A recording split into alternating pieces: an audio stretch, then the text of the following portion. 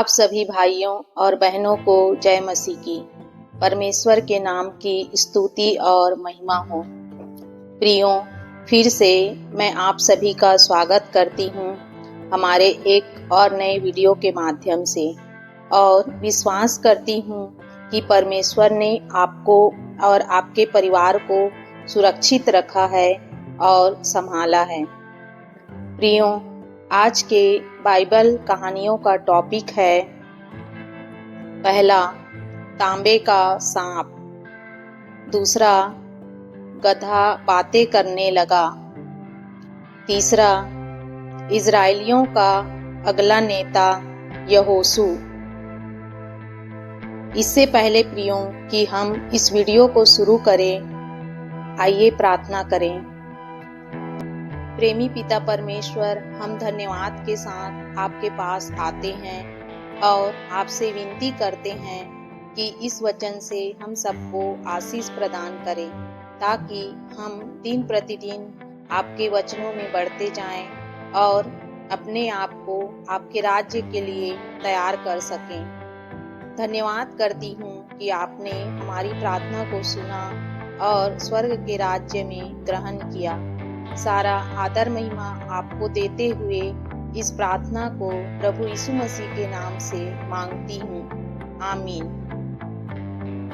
प्रियों, अगर आप हमारे चैनल में नए हैं तो सब्सक्राइब जरूर कर लीजिए, ताकि हमारे वीडियो का नोटिफिकेशन आपको मिल सके। पहला, तांबे का सांप। जरा यहाँ खंभे पर लिपटे सांप को तो देखिए, एकदम असली लग रहा है ना? मगर यह असली सांप नहीं है, यह तांबे का बना है। इस सांप को बनाने के लिए यहोवा ने मूसा से कहा था। जानते हैं क्यों?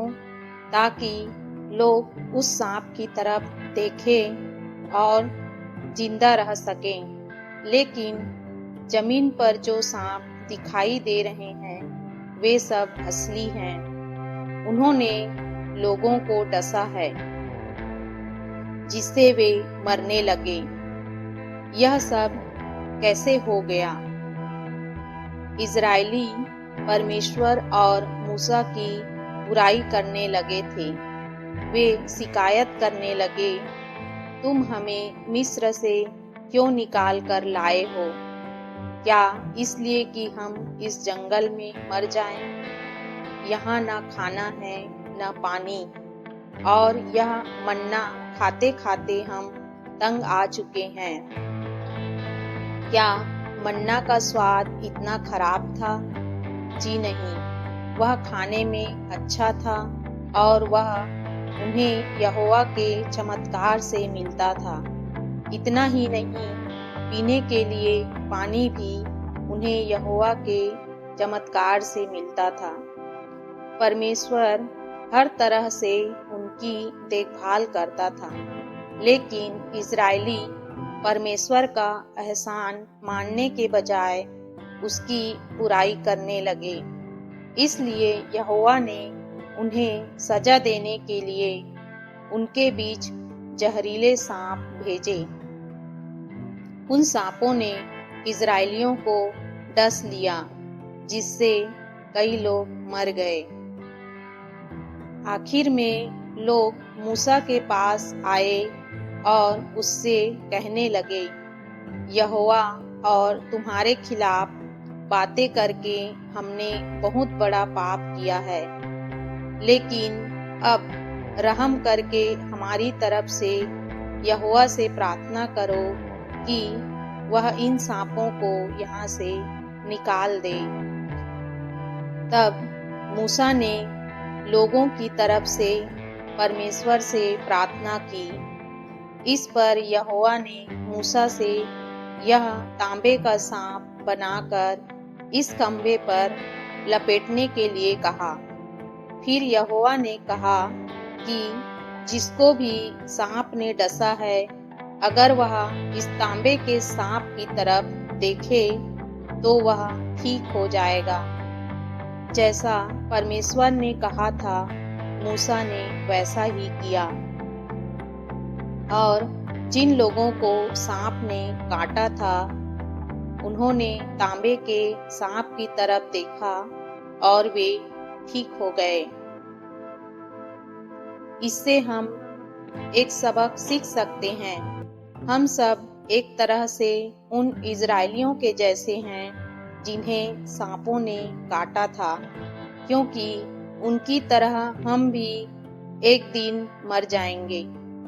अगर आप अपने आसपास के इलाके में गौर करें तो आप देखेंगे कि लोग बूढ़े होते हैं, बीमार पड़ते हैं और फिर मर जाते हैं। यह सब इसलिए होता है क्योंकि आदम और हव्वा ने परमेश्वर की बात नहीं मानी थी और हम सब उन्हीं के तो बच्चे हैं। लेकिन यहोवा ने एक रास्ता निकाला है ताकि हम हमेशा तक जिंदा रह सके। जानते हैं वह रास्ता क्या है? उसने अपने बेटे यीशु मसीह को इस धरती पर भेजा। यीशु को एक सूली यानी लकड़ी के खंभे पर लटकाकर मार डाला गया था, क्योंकि कई लोगों ने सोचा कि वह एक बुरा आदमी है। मगर यहोवा ने हमें बचाने के लिए यीशु को भेजा था। इसलिए अगर हम यीशु की तरफ देखें यानी उसकी कही बातों को माने तो हम हमेशा की जिंदगी पा सकते हैं। इस बारे में और ज्यादा हम आगे की कहानियों में सीखेंगे। गिनती अध्याय 21 का 4 से 9 वचन, यूहन्ना अध्याय 3 का 14-15 वचन। दूसरा, गधा बातें करने लगा। क्या आपने कभी किसी गधे को बातें करते सुना है? आप शायद कहें, नहीं, मैंने तो नहीं सुना। और वैसे भी जानवर कहाँ बात करते हैं। मगर बाइबल के एक ऐसे गधे के बारे में बताती है जिसने बातें की थी। लेकिन यह कैसे हो सकता है? चलिए देखते हैं। इजरायली कनान देश पर कब्जा करने के लिए बिल्कुल तैयार थे। जब यह खबर मोआब देश के राजा बालाक तक पहुंची तो वह डर गया। इसलिए उसने एक चालाक आदमी बिलाम को बुलवा भेजा ताकि वह जाकर इजरायलियों को श्राप दे। राजा ने यह भी कहलवाया कि इस काम के लिए वह उसे ढेर सारा पैसा इनाम में देगा। इतने बड़े इनाम के बारे में सुनकर बिलाम फौरन अपने गधे पर सवार हुआ और राजा बालाक से मिलने निकल पड़ा। लेकिन यहोवा नहीं चाहता था कि बिलाम इजरायलियों को श्राप दे।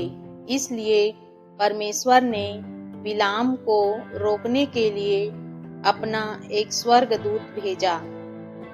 स्वर्गदूत एक लंबी तलवार लेकर बिलाम के रास्ते में आकर खड़ा हो गया।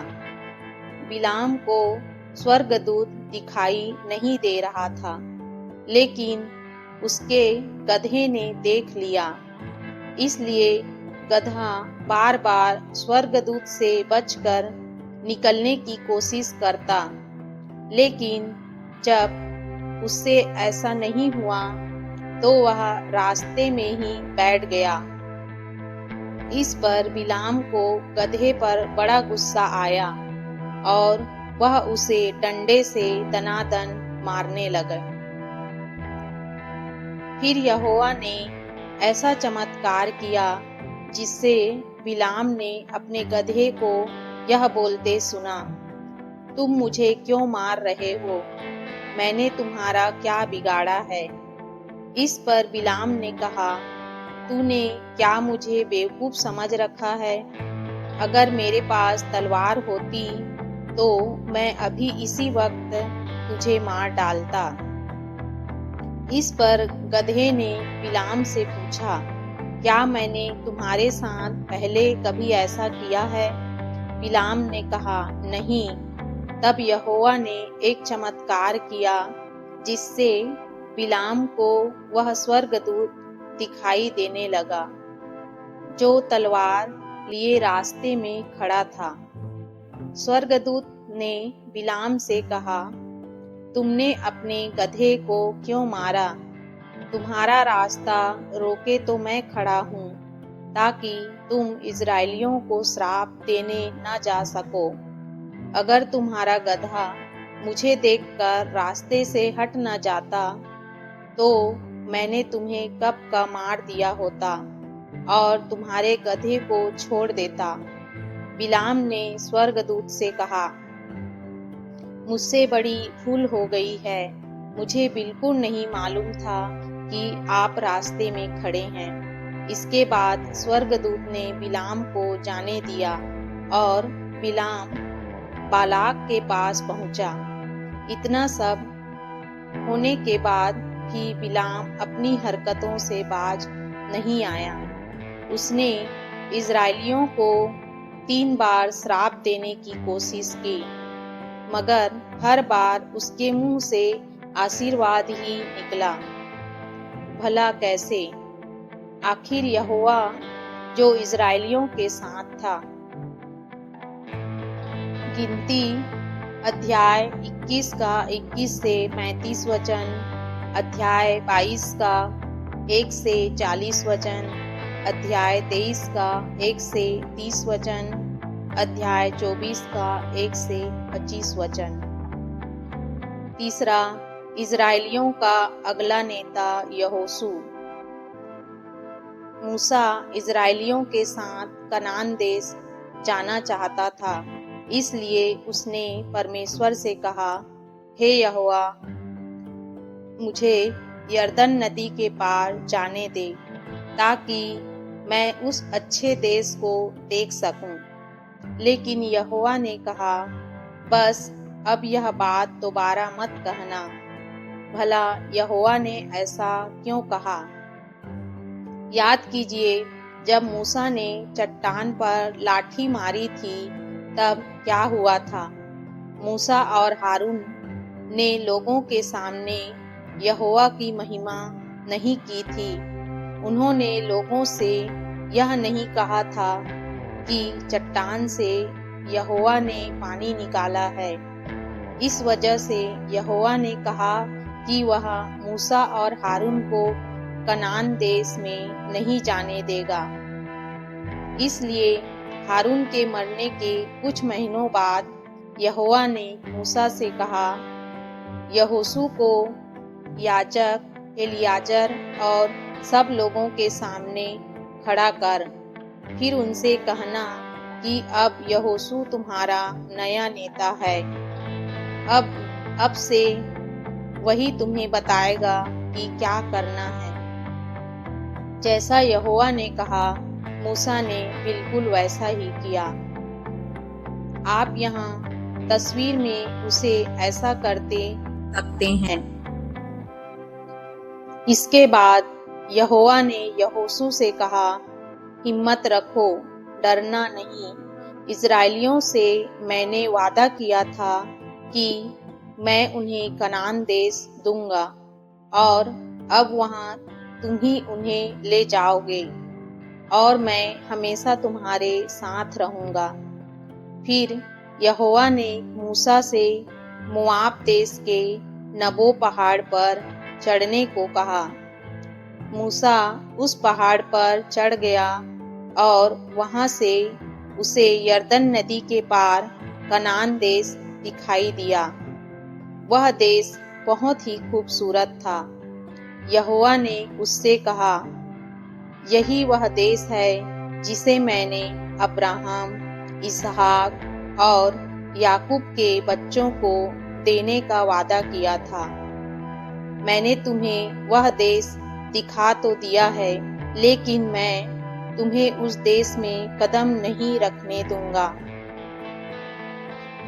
इसके बाद नबो पहाड़ के ऊपर ही मूसा की मौत हो गई। उस वक्त वह 120 साल का था। इतनी उम्र में भी वह काफी ताकतवर था और उसकी आंखों की रोशनी भी बहुत अच्छी थी। मूसा की मौत की खबर सुनकर लोगों को बहुत दुख हुआ और वे रोने लगे, लेकिन उन्हें इस बात की खुशी भी थी कि यहोशू अब उनका नया नेता है। गिनती अध्याय 27 का 12 से 23 वचन, व्यवस्था विवरण अध्याय 3 का 23 से 29 वचन, 23 वचन, अध्याय 32 का 45 से 52 वचन, अध्याय 34 का 1 से 12 वचन। आप यहाँ जिन आदमियों को देख रहे हैं, उनकी जान खतरे में है। उन्हें यहाँ से भागना होगा, वरना उन्हें मार डाला जाएगा। लेकिन ये कौन है? चलिए देखते हैं अगले भाग में। प्रियो, कमेंट में हालेलुया जरूर लिखें और चैनल को सब्सक्राइब जरूर करें। प्यारा सा लाइक कीजिए। परमेश्वर आपको बहुतायत से आशीष देगा। जय मसीह की।